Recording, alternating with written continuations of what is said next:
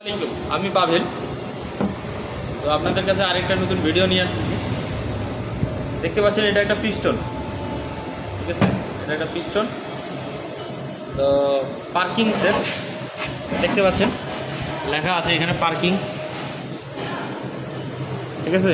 তো দেখুন পিস্টনটার কি অবস্থা। পিস্টনটার এরকম হওয়ার কারণ আছে। এটা কারণ হলো আপনার ভাল্ব আছে, ভাল্বের চাবির জায়গা ভেঙে গেছে। ভেঙে যাওয়ার কারণে ভাল্বটা হেড থেকে বের হয়ে সিলিন্ডারের মধ্যে যায়। আপনার পিস্টনের যে ডিগ্রি আছে, এই ডিগ্রির এখানে বসছে, যাকে বলা হয় ফায়ারিং চেম্বার। আমরা বলি ফায়ারিং চেম্বার।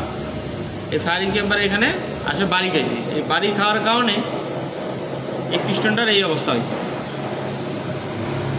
তা আল্লাহর কি অশেষ রহমত যে ভাগ্য ভালো ইঞ্জিন ফেটে বের হয়ে যায়নি। কেন?